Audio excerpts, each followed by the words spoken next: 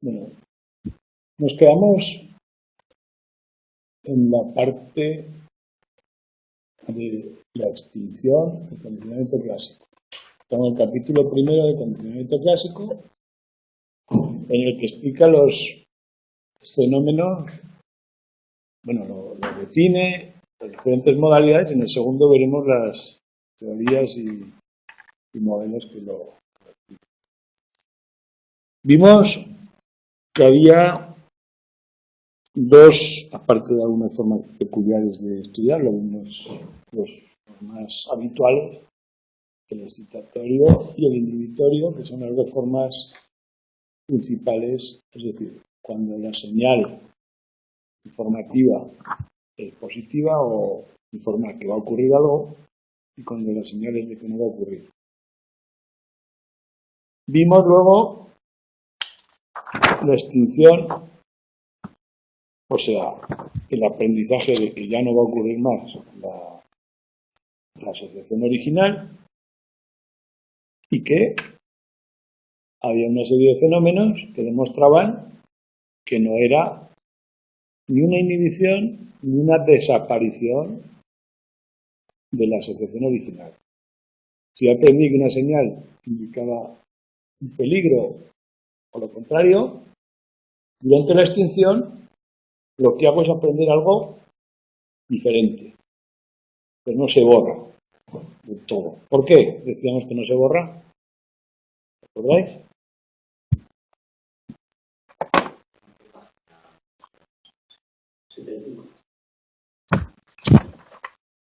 Sí, 85.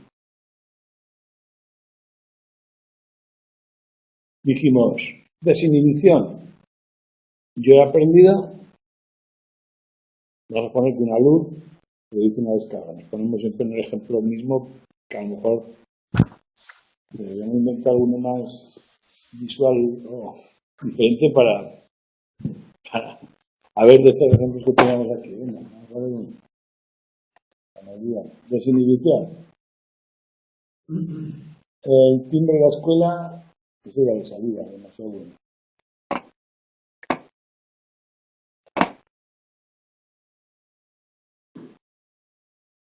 Sí, por ejemplo, este, vamos a tener, aunque a lo mejor alguno puede hacer. Si yo tengo una experiencia traumática, cualquiera, un accidente, lo que sea, cualquier señal que me lo recuerde, genera un malestar. Con el tiempo se cura, las heridas se van curando. Y con el tiempo, esa señal, el dolor de... Claro, es que eso es demasiado vital, pero fíjese, cualquier cosa que me recuerde un accidente, una enfermedad, el lugar en el que se va neutralizando. Ahora bien, si delante de ese... No sé, voy a poner un ejemplo. Venga, vamos a poner un ejemplo. Yo un día siento un dolorcillo. El dolorcillo resulta que es algo malo, ¿no? Y luego cualquier dolor me produce una sensación de miedo. Poco a poco lo supero, he superado la enfermedad, he superado eso y el dolor ya me produce menos miedo. Ahora, otro día, ese mismo dolor, que ya no me produce nada, aparece, pero junto con una manchita. ¿Te das cuenta de lo que digo? El EC está extinguido, ya no me produce ese dolor, ya no pienso que ese dolor es un tumor, pero aparece una manchita a la vez que el dolor. Ah, amigo, eso se llama desinhibición. Ese dolor desbloquea, vuelve a aparecer. O sea, ante un estímulo nuevo, neutro, pero que hace que la situación sea novedosa, vuelve a florecer lo que no se había borrado. ¿Vale? Esto pasa mucho también en el síndrome de estrés postraumático, que supongo que sabéis lo que es. En la gente que está en la guerra, en un accidente, generalmente tiene secuelas negativas y en los casos extremos de las guerras para toda la vida, ¿no? Entonces te genera situaciones en las que te vas acostumbrando, pero cualquier cosita te las hace revivir, ¿no? Con facilidad. Bien. La segunda, decíamos que era la recuperación espontánea. Claro, si yo, por ejemplo, tengo un accidente en el coche, ¿no? Y y cualquier cosa de viajar, del coche, me genera malos recuerdos, malas sensaciones. Pero con el tiempo me acostumbro, no pasa nada, ¿de acuerdo? Pero dejo de usar el coche, pongamos durante un año o dos, lo dejo de usar, no viajo, nada, estoy lo que sea. Y al cabo de un año o dos me vuelvo a subir el coche. Y otra vez se recupera el miedo del accidente. Eso es la recuperación espontánea. Es decir, pasa un tiempo y lo que se había extinguido, por el mero paso del tiempo, se recupera. Lo cual demuestra que no se había borrado. ¿Vale? Así se entiende mejor, ¿no? Y la renovación, que por cierto, esta podríamos ver hasta el experimento. ¿Habéis mirado los experimentos prácticos de los trabajos prácticos? Bueno, pues uno de los experimentos va de la renovación. Así que igual lo vamos a ver. En vez de pasar al siguiente tema, lo vemos. Bueno, la renovación es un cambio de contexto. ¿Qué ocurre? Que si yo he aprendido a evitar el asunto de las drogas, las cosas es muy habitual, pero bueno. La extinción se ha dado en un ambiente. Yo he ido, imagínate que pasa una depresión, voy a la terapia y en la terapia me va bien, pero luego fuera de la terapia no me va bien. ¿Por qué? Porque fuera de ese cuarto, si yo vuelvo al sitio donde al principio estaba deprimido, o eso, el drogadicto que se va a un centro de rehabilitación, y ahí no siente el mono porque se entrena y muy bien. Y el mono, que es una reacción automática, la extingue. Pero en cuanto vuelve a donde se drogaba antes, a su barrio, a su casa, al bar donde estaba, o alcohólico. El alcohólico que bebe y se va a un centro de rehabilitación. Logra evitar esa ansiedad. En el centro de rehabilitación ya no bebe, pero ya no tiene ansiedad. Pero vuelve a hablar con los amigos, os habéis dejado de fumar. No te digo, con el café y eso, ¿eh? El primer cigarro que tienes que dejar después del café. Eso es horrible. Eso sería una renovación. ¿Por qué? Porque vuelves al contexto donde lo habías aprendido y es diferente en que lo habías extinguido. Un contexto diferente de donde has aprendido la extinción te dificulta, o sea, te puede hacer reaparecer el aprendizaje original. Aquí hay una asimetría importante que hay que señalar. Si yo aprendo algo en un contexto, algo positivo o inhibitorio, me da igual, lo mismo me da. Cualquier condicionamiento clásico. Que yo aprendo en esta aula, por ejemplo, que un ruido o un olor es signo de un incendio, vamos a poner, y me alarma, en cualquier lugar que yo sienta ese olor, seguirá signo de un incendio y saldré pitando. Es decir, el aprendizaje, condicionamiento clásico, excitatorio o inhibitorio, me da igual, los dos, se generalizan muy fácilmente a cualquier otro contexto. Pero lo contrario, no. La extinción parece que va pegada al contexto donde se produce. Es decir, que si yo pierdo el mono de las drogas en el centro de tratamiento, en el ambiente vuelvo al centro de tratamiento y ahí me siento mono. O sea, no se generaliza como el aprendizaje excitatorio. ¿Pero sería así en todos los casos? En general sí. En general sí. O sea, es una ley general y puede encontrar contradicciones, pero ocurre. Es muy fácil eso. Mira el ejemplo.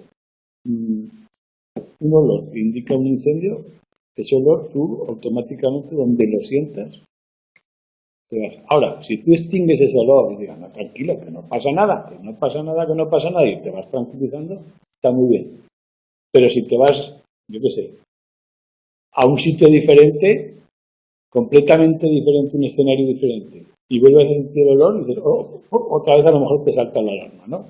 Porque la extinción no te la llevas a la otra situación. Bueno, hoy vamos a ver el experimento, pues mira, vamos a ver el trabajo práctico voluntario, ¿recordáis? Sube 3 preguntas más en el examen que suben hasta medio punto, que no descuentan, por lo tanto vais a contestar. Lo vamos a ver hoy. Eso era un texto, ¿no? Un artículo científico, que lo vamos a ver ahora. Bien, vamos a acabar esta parte, pues. Es más generalizado en el aprendizaje original. Se puede usar o tener en cuenta en las terapias esto de la extinción, cuando yo hago una terapia, fobias, drogas, todo eso, saber cómo afecta. Entonces, ¿cuál es la explicación de que el contexto... Podríamos pensar que el contexto se condiciona, ¿no? El contexto es otro estímulo condicionado que puede generar la respuesta. Pues bueno, en realidad no es así. El contexto, por sí mismo, no genera la respuesta condicionada. Y además, si hacemos pruebas de si está condicionado, yo ante esta situación, sin el olor a humo, no me asusto. En la misma aula. El contexto en sí no se condiciona. Ahora, sí que hace que la señal se valga para extinción o no. Es una especie de modulador del significado de la señal, del significado del efecto.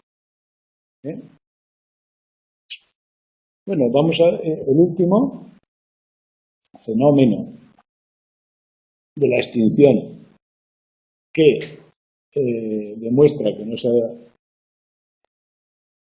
se ha borrado el aprendizaje previo, es el de restablecimiento. En el restablecimiento lo que ocurre es que vuelve a aparecer el estímulo incondicionado.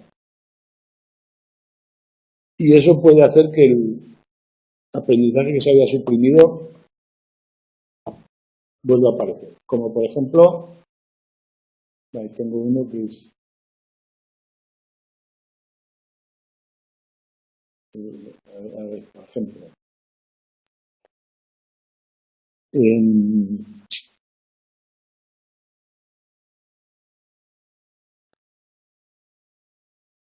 sí, no es, claro, es dolor de la enfermedad.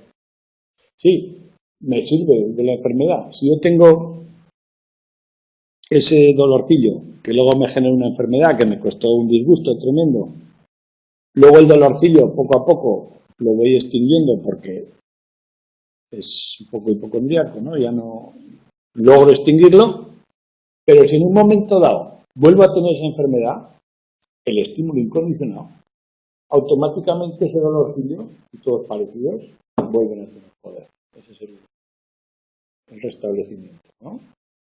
O con el coche. Vuelvo a tener un accidente, cualquier cosa que me recuerde. O con las drogas, con el mono. Vuelvo a tener el mono y cualquier cosa que me lo recuerde, pues bueno, la presencia al cabo de un tiempo en ella aparece solo y hace que la señal que lo predecía antes vuelva a servir como... Aunque no aparece con el ECE, aparece solo, pero el EI hace que el otro se restablezca. Bueno, ahora esto lo veremos ahora en el experimento, así que... Cuando toma los tratos de ansiedad es un modelo que dice que si una persona ha recibido malos tratos en la infancia y claro, eso le ha generado respuestas y todo eso, de ansiedad, podemos verlo de las dos formas.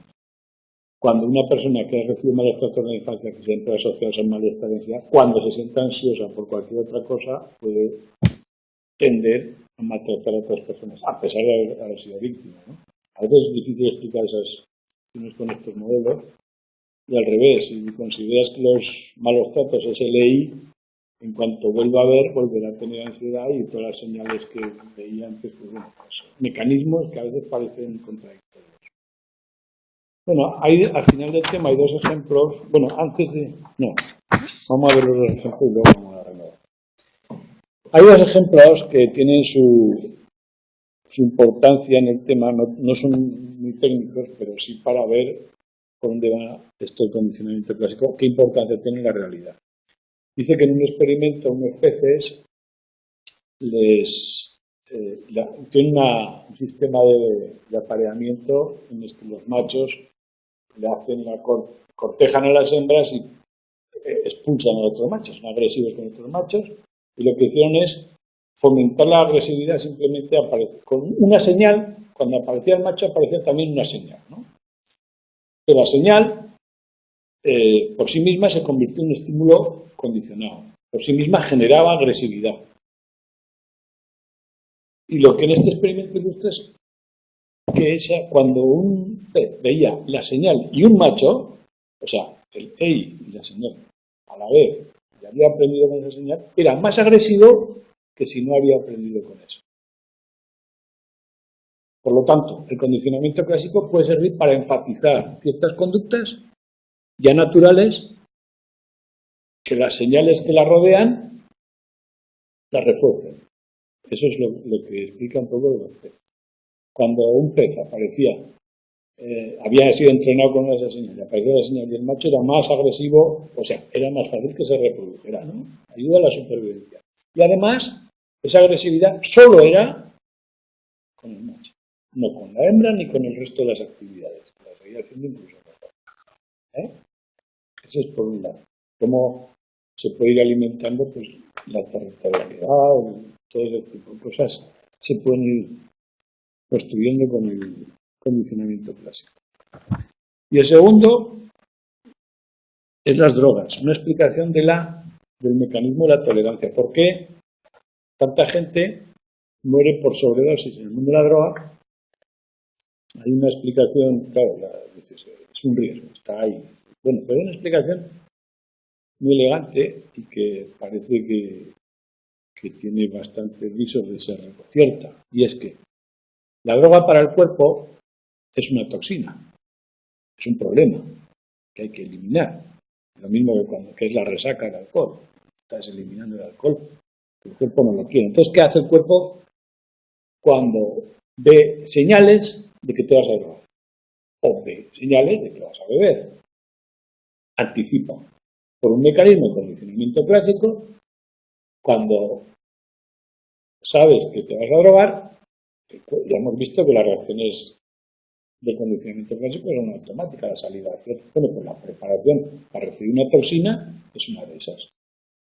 Y cuando el cuerpo anticipa la toxina, estás en la situación en la que te debe dar cualquier detalle de la situación, se anticipa y prepara a los que combaten la toxina de forma y manera que te afecta menos, te hace menos efecto.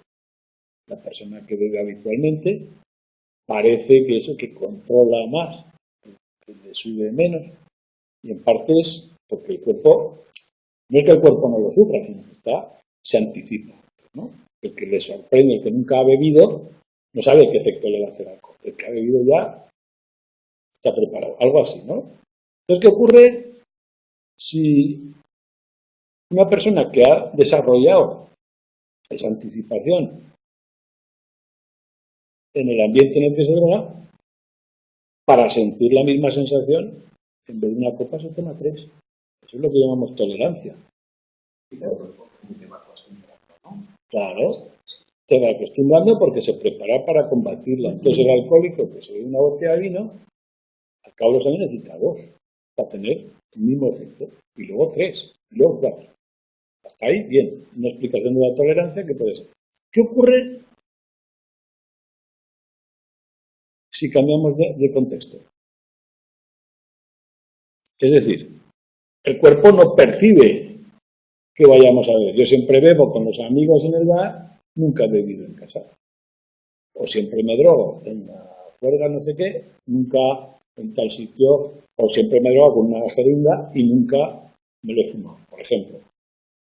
Eso es un cambio de contexto. Existe el peligro de que el cuerpo no se entere de que lo que va a llegar no se prepare y haya un efecto de sobredosis.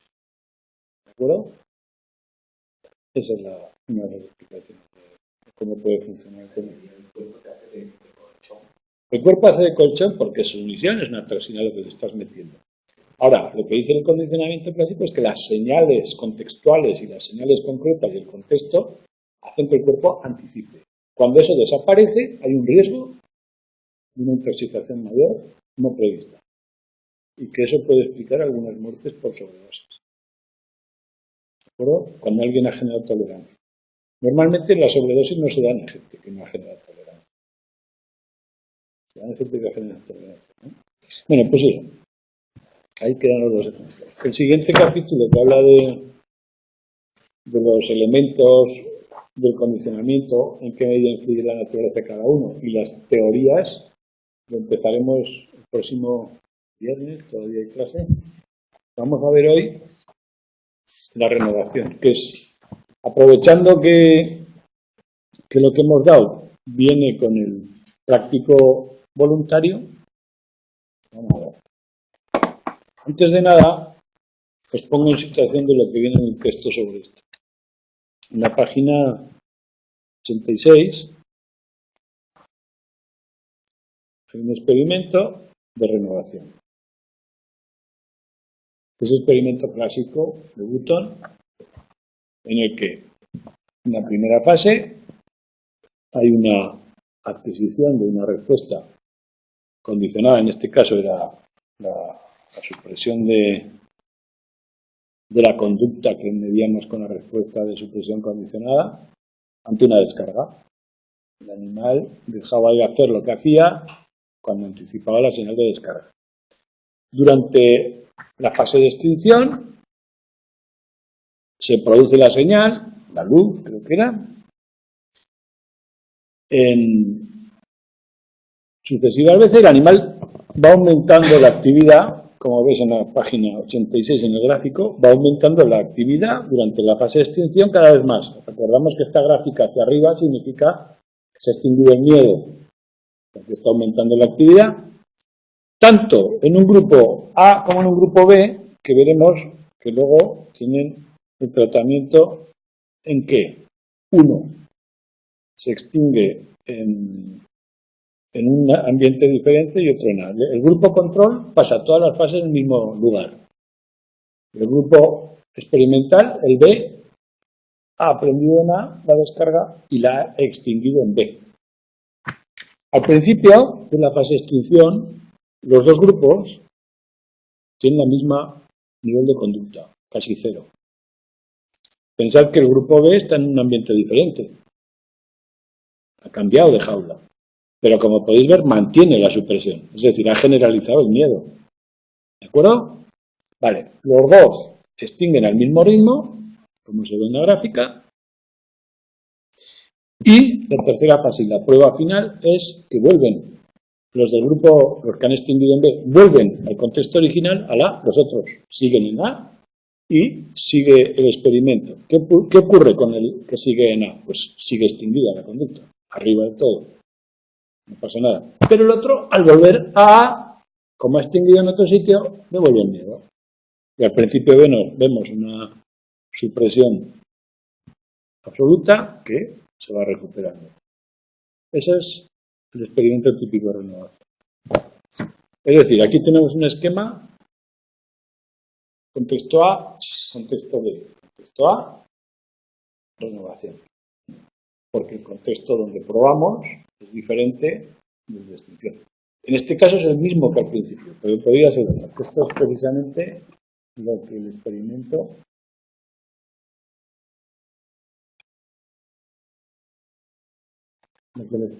hace. Lo tenemos aquí.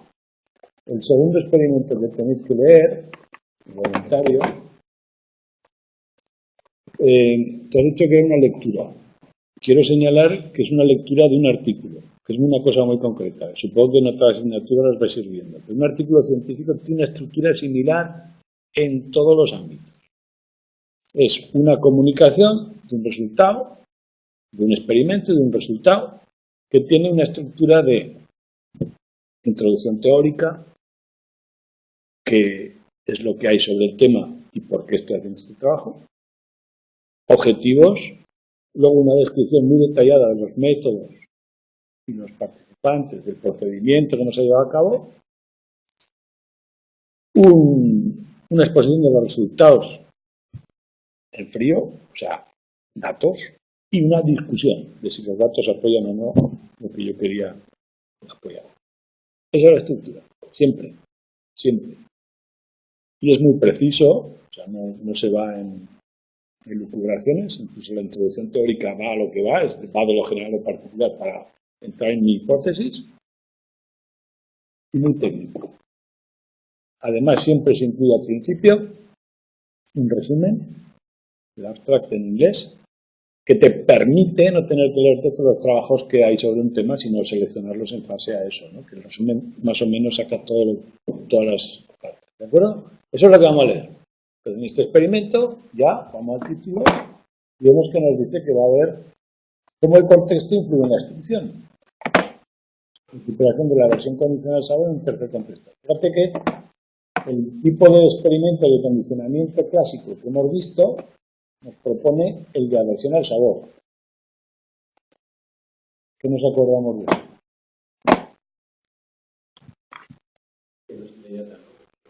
Que no hace falta que haya una asociación inmediata, puede pasar en 1 hora o 2, y ¿qué otra característica tiene? Que con una vez que te ocurre es suficiente. Vale, pues con eso ya tenemos. Entonces vamos a ver el efecto de renovación de contexto con aversión condicional al sabor. Entonces, el artículo está por ahí, pero yo el texto, como podéis ver, otra cosa que no sé si tiene mucho interés, pero siempre tenéis la referencia donde podéis encontrar los textos. En el libro de texto tenéis muchas llamadas, si algún artículo os interesa tenéis la referencia para leerlo. Los autores y su afiliación, sea que sea, por si le queréis pedir detalles, aunque se publica lo esencial en un artículo, pues a veces dice, yo quiero tener los datos, los números, y se los pide al autor y normalmente te los va a enviar, porque esto tiene que ser público para que sirva para algo, ¿no? Bueno, pues entrando en eso, entramos en el artículo, que también lo tenéis aquí si no lo encontréis en la página, el texto en sí, en el que vamos a encontrar varias palabras de jerga. Primero el K es que nos ahorra decir todo esto, ¿vale? Condicionalmente aversivo, el tipo de experimento que estamos haciendo. Segundo, en este esquema y en la mayoría de los trabajos, a los contextos se les llama ABC. En uno se va a dar el aprendizaje inicial, el condicionamiento clásico inicial. Y aquí he puesto el ejemplo que utilizan en el artículo, que es sacarosa, un sabor que diluye en el agua un poco de sacarosa, que el agua queda dulzona, con un malestar que lo inducen con una inyección de cloruro de litio, LiCl, que produce, dice la concentración en miligramos que le ponen y tal. Ese es lo que se utiliza, ¿no? O sea, le dan un poco de agua con sacarosa, le damos la inyección, se siente mal el animal y adquiere la asociación. En una segunda fase entraría en un lugar B, puede ser el mismo que A, ¿no? Dependiendo de la condición experimental, donde solo tiene sacarosa. Y poco a poco va bebiendo más. Al principio poco, porque se sienta mal, y luego cada vez más. La extinción. Y por último se hace una prueba en un tercer contexto que puede ser el mismo que los anteriores o uno diferente para ver si la sacarosa produce o no en ese contexto nuevo otra vez el malestar. Normalmente lo que nos interesa es que B y C sean diferentes, o sea que de aquí a aquí cambie de contexto. Lo que estamos probando es el contexto donde se ha extinguido, si cambia se renueva la respuesta. Entonces, esta condición en estos tipos de experimentos es esencial. Pero podemos plantearlo de muchas formas. Como podéis ver, puede ser ABA, que es el ejemplo que hemos visto en el libro de texto. El grupo experimental volvía a la jaula inicial y ahí recuperaba la respuesta. Y en este experimento en concreto hacen estos dos diseños. El grupo experimental pasa de B a un tercer contexto desconocido hasta ahora. Bueno, no desconocido como veremos, pero diferente. Y el grupo control sigue en el contexto de extinción. Es decir, este grupo extingue en B y la prueba en B, obviamente, queramos que se mantenga la misma conducta. Este es el esquema, que es lo mismo que hemos visto antes, pero que veáis que hay más posibilidades. Simplemente que se cumpla esto. Para probar la renovación se tiene que cumplir pues, diferente. Entonces, el planteamiento general pasamos a los apartados del artículo. El resumen, si os leéis el resumen tenéis suficiente información para contestar a las preguntas que nos exigen. Pero claro, suficiente información puesta así una encima de otra. Pero entenderla, pues leer el artículo y ya se queda fijado. Entonces, al menos el resumen ya lo veréis una vez leído de qué va el artículo, se entiende y te queda la información más que suficiente. Entonces, en la introducción nos habla de todos estos aspectos que hemos visto en la teoría. Muy brevemente, nos habla.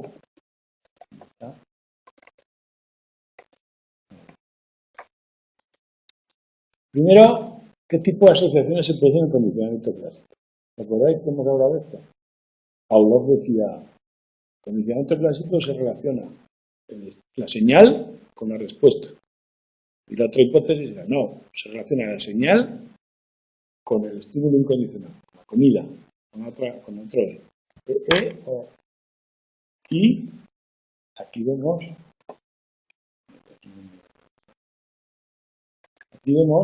enseguida la hipótesis que toma, la que ahora todo el mundo más o menos comparte, dice la extinción no significa la extinción de las asociaciones entre EC y EI, que decíamos, ¿no?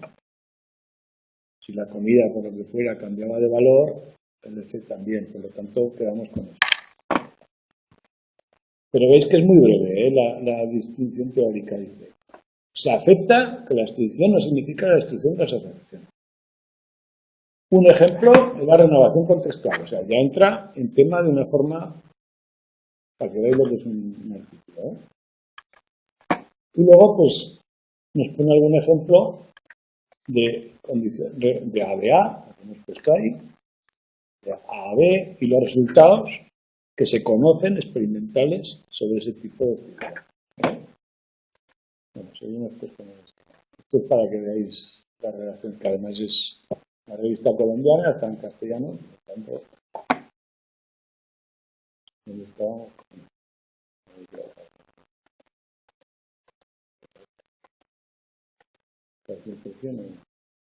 bien, explica primero qué asociaciones se producen en condicionamiento clásico. Bueno, entre EC e I, quedamos.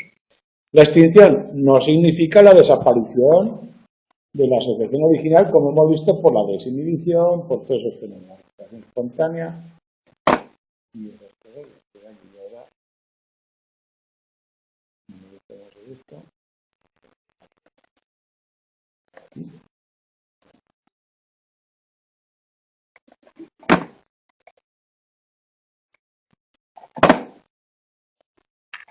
Y luego explica la renovación, los tres modelos que hay, siempre y cuando el tercer contexto sea diferente al que se ha extinguido, A, B, los que hemos visto antes, y A, B.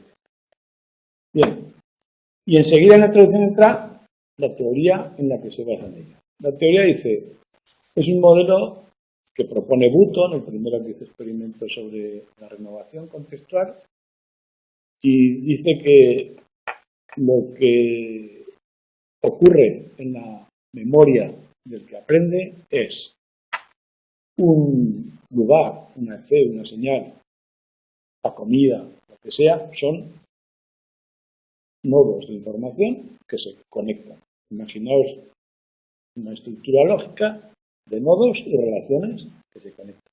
Cuando aprendo una relación excitatoria, inhibitoria, de un nodo que dice sí, hay tal cosa, o un nodo que dice no, habrá tal cosa. Ahora, cuando se extingue, para Button, lo que hacemos es aprender una relación que antes era excitatoria y ahora es inhibitoria. Digo, en el caso de la sacarosa, vamos a poner con el ejemplo. Yo he aprendido que la sacarosa, el sabor ese, produce un malestar. En la extinción he aprendido que ese sabor parece un no malestar. Y dices, ¿cómo puedo compatibilizar las dos relaciones? Hay dos relaciones contradictorias. Bueno, pues una solo se activa si se da la condición B, si estoy en B. Y la otra siempre que no esté en B. ¿De acuerdo? Hay dos relaciones de memoria y se recupera la información, la genérica, si estoy fuera de B, y si estoy en B, cambio a chip. O sea, que B no queda condicionado, pero sí modula cuál es la relación que se establece. Una estructura de si hay contexto B más EC, inmediatamente se recupera el condicionamiento. Si hay solo EC, a la primera conexión. Ese es el modelo teórico. Que es un modelo teórico como tal que hay que comprobar, y la comprobación, la conclusión que sale de aquí es que da igual a qué contexto cambies, siempre y cuando cambies habrá recuperación, habrá renovación de la respuesta extinguida.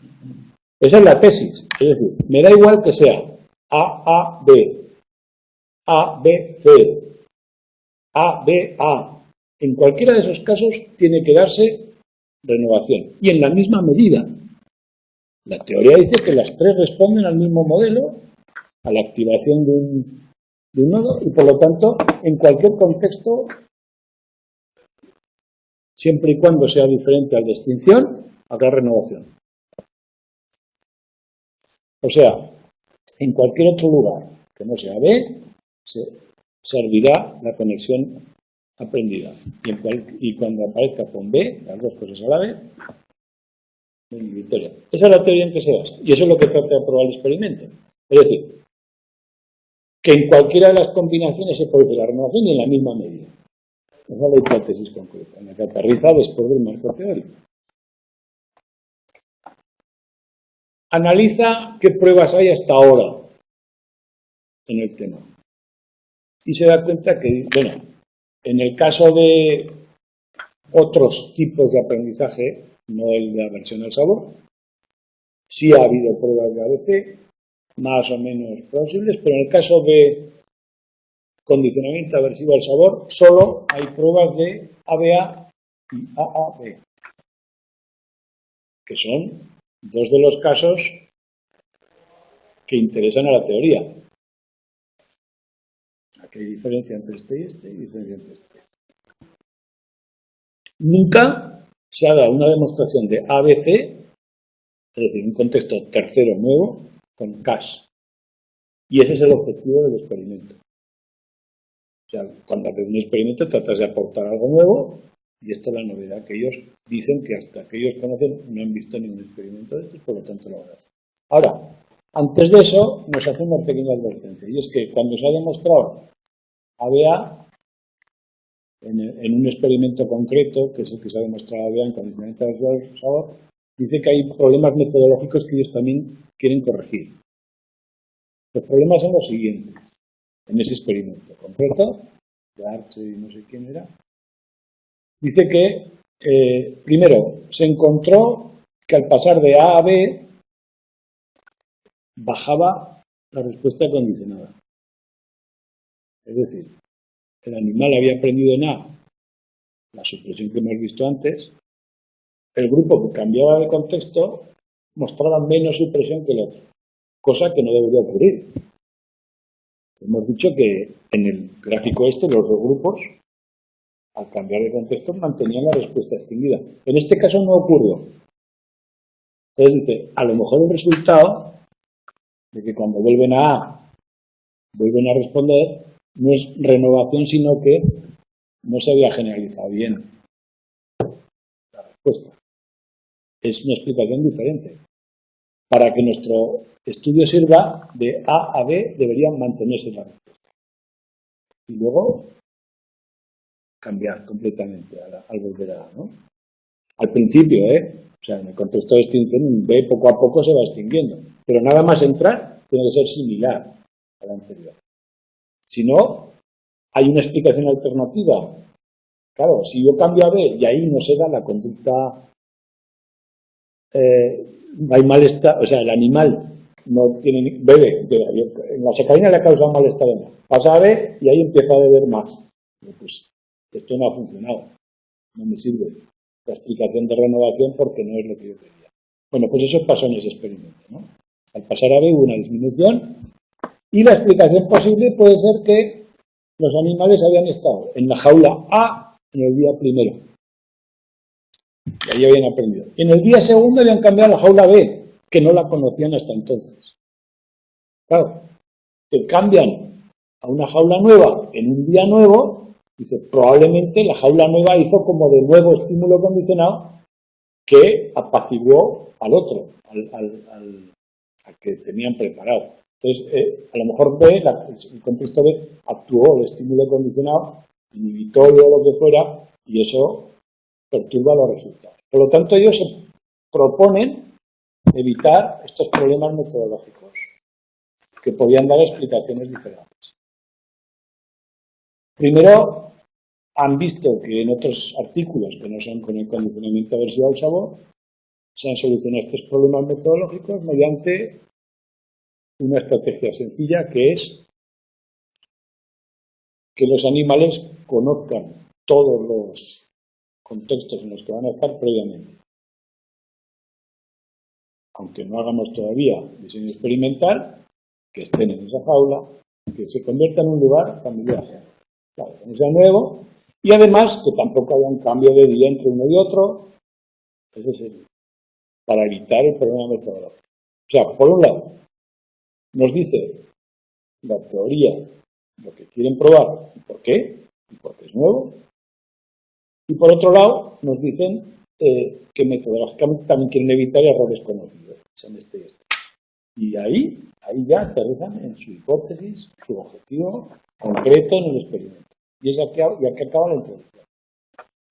Su hipótesis y objetivo concreto es lo que hemos dicho, demostrar renovación en un diseño ABC, eliminando estos problemas metodológicos de que C y D sean lugares nuevos, desconocidos, que podrían lugar a explicaciones alternativas de por qué el animal se comporta diferente. ¿De acuerdo? Y de la introducción pasamos perdón, esto es una duplicidad que tengo aquí. El grupo que ellos proponen como control para probar ABC, el grupo experimental pasa por A, B, C. Aprenden A, extingue en B y la prueba la hacemos en C.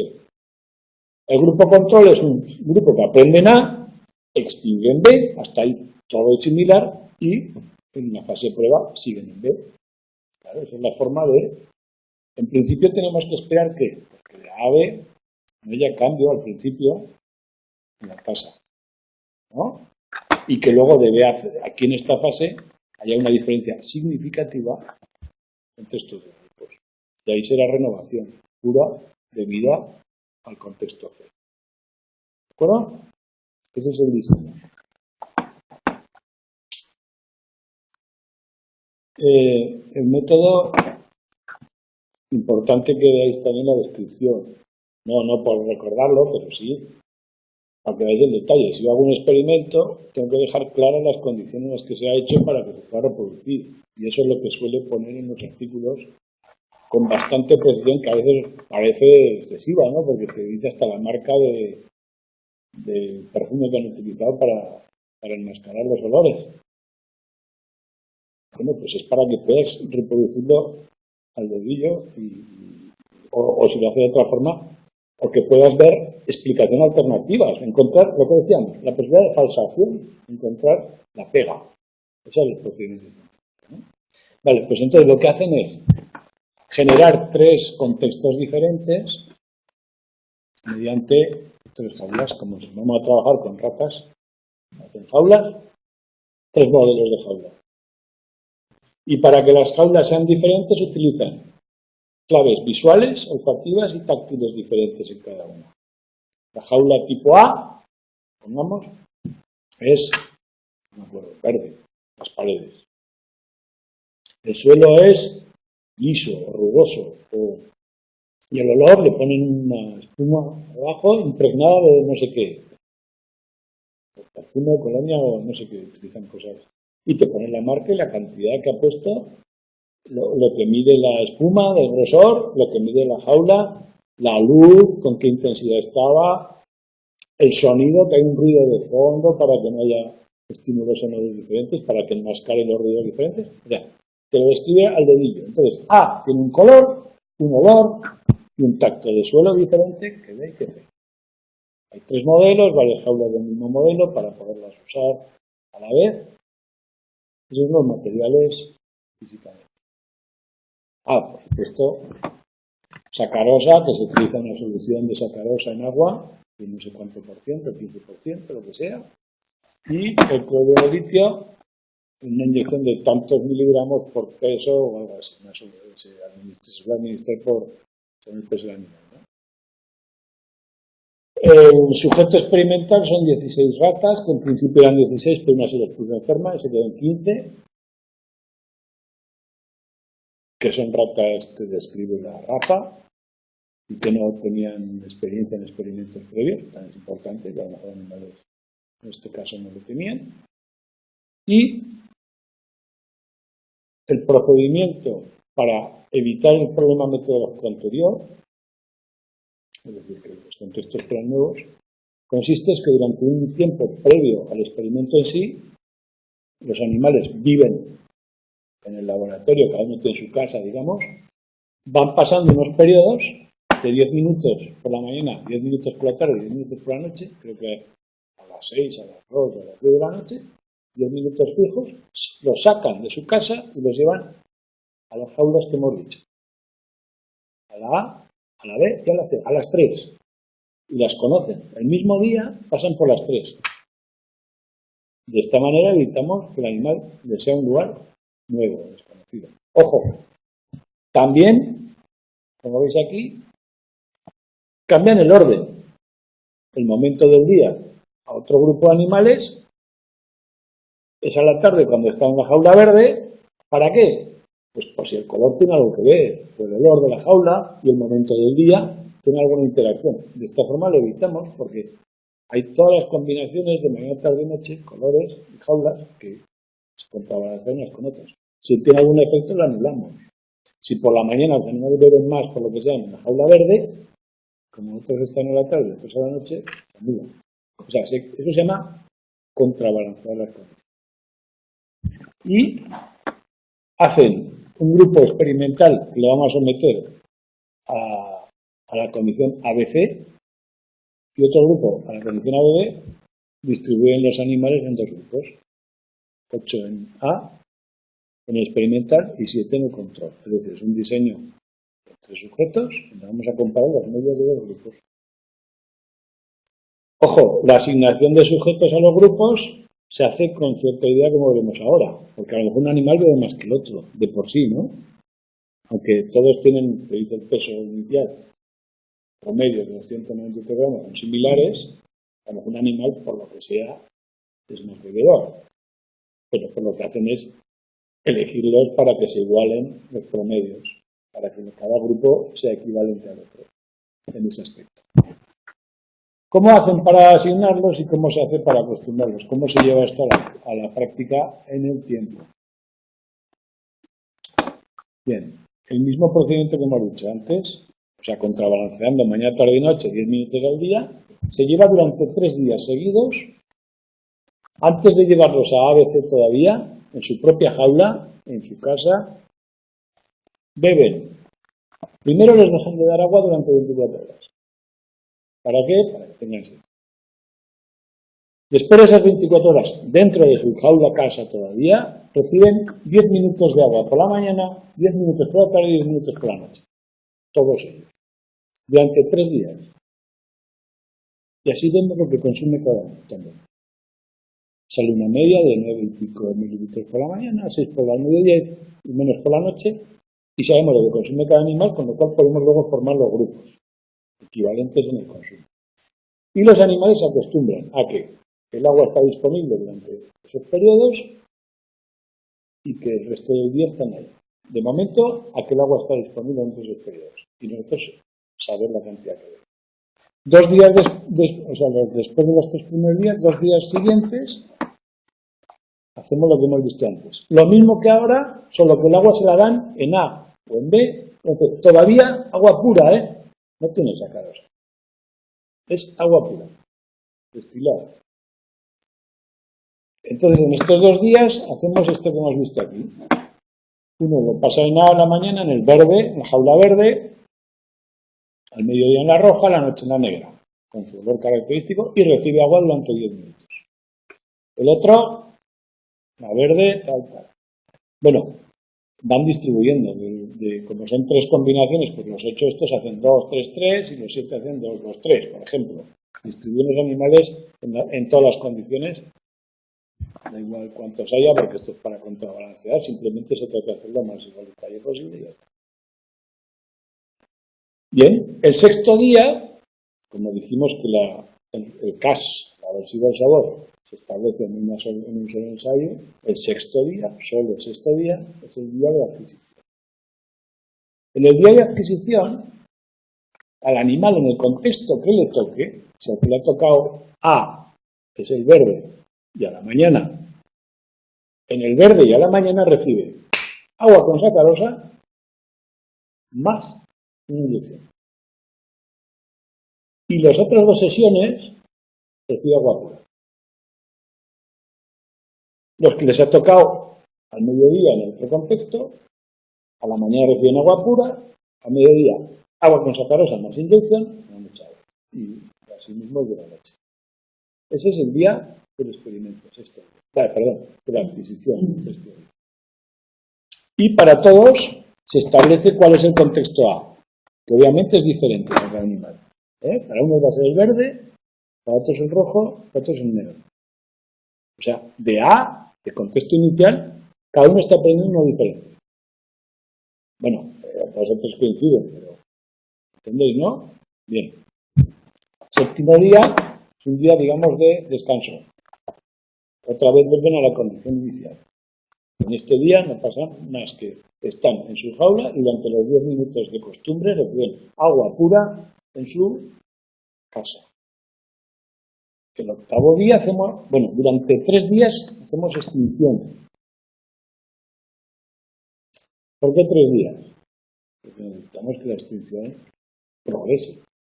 El primer día esperamos que siga el malestar y que beban muy poca agua con sacarosa. De hecho, en la adquisición vemos que disminuye el agua con sacarosa desde la inyección. Automáticamente aquí tenemos que ver que ha disminuido en este día. Y el primer día hay un bajón de consumo importante y se va recuperando el día 9º y el día 10º se va recuperando. Otra vez con el diseño de antes, 10 minutos en contexto experimental que te ha tocado, ahí recibes agua con sacarosa sin inyección y en los otros 2 horarios agua pura. El animal el primer día bebe agua, pero el agua con sacarosa poco, segundo día un poco más, tercer día un poco más. Eso es lo que está ocurriendo en la extinción. Y por último, el día siguiente se hace una prueba. Una prueba a la que la mitad, los 8 animales del grupo experimental, se van a un tercer contexto. Para ellos el tercer contexto, que no es desconocido, porque durante esta rueda de aquí han estado en él muchas veces, pero que no es el de extinción. Y los otros siguen en el de extinción. Es decir, evitamos el problema metodológico, contexto nuevo, y todos los días, como hay 3 horarios, están pasando por todos los contextos. También evitamos el efecto día nuevo, cosa nueva, ¿no? Y bueno, ese día, otros 10 minutos, se mide cuánta agua con sacarosa bebe este, que será la misma que aquí, esperamos, y este que esperamos que deje de beber porque recuperará el malestar, ¿no? Ese es el procedimiento. Los resultados que esperamos. ¿Saldrán bien o no? Así lo ponemos porque me salió bien. Bien, los resultados están en ese gráfico y lo que hay que marcar es, primero, ciertas comprobaciones que no son directamente las del experimento, que son técnicamente las que hay que hacer para evitar errores metodológicos. Primero se comprueba que los animales en efecto beben cantidades similares. Los grupos que hemos hecho, estos son el negro y el rojo, son uno de los dos grupos, el segmento arriba y abajo es la desviación típica. Vemos que no hay diferencias significativas entre la cantidad de agua que bebe. Segundo, después de la fase de adquisición, en el primer ensayo de extinción, como podemos ver, hay una disminución significativa, o sea, hay un efecto del malestar. Ese efecto se comprueba estadísticamente. ¿De acuerdo? Tercero, en la fase de extinción hay una recuperación de la cantidad que beben, es decir, en efecto se extingue el malestar poco a poco. Hay un efecto de los días, de los 3 días de extinción. Es decir, el primer día beben muy poca agua con sacarosa, segundo día un poco más, tercer día un poco más, y esta diferencia, este aumento, es estadísticamente significativo. Por lo tanto, la extinción ha funcionado. Esto que esté aquí abajo demuestra que ha funcionado la extinción y esto demuestra que ha funcionado la extinción. Luego, los dos grupos son equivalentes en el mecanismo de extinción y de adquisición. No hay diferencias entre grupos, ni tampoco una interacción entre grupos y días, ¿no? No uno extingue más rápido que el otro. Eso se comprueba estadísticamente. Simplemente que lo que pensábamos que iba a ocurrir ha ocurrido.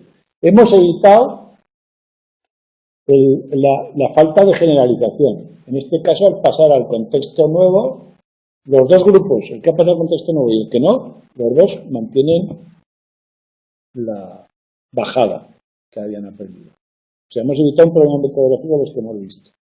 Y ya por fin, el efecto principal, ¿cuál era?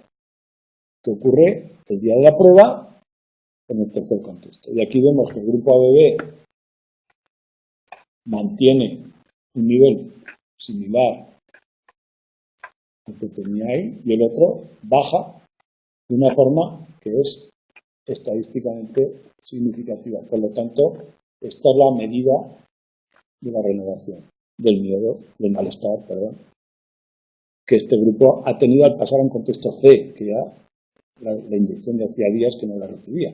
¿De acuerdo? El resultado, obviamente, apoya la hipótesis. En general, un artículo que se publica es porque ha tenido un resultado positivo. Pero hay que descartar explicaciones alternativas, problemas metodológicos, y eso es lo que se suele hacer en la discusión. En este caso, hay varios puntos que los veremos el próximo día. En qué matices le pueden dar estos datos, qué explicaciones alternativas se pueden dar, y qué habría, lo que se suele acabar en artículos, que queda por hacer a continuación, o que convendría hacer, o que aplica, o no expedientes, o qué aplicaciones podría obtener todo esto. Y es lo que se discute ahí también muy brevemente, muy escuetamente. ¿Vale? Pues ya lo vemos. Y si podéis os leéis el artículo, a ver si encontráis las pistas de las cosas que yo os he puesto aquí, y lo discutimos. Las 3 preguntas del examen son sobre ese artículo o hay más?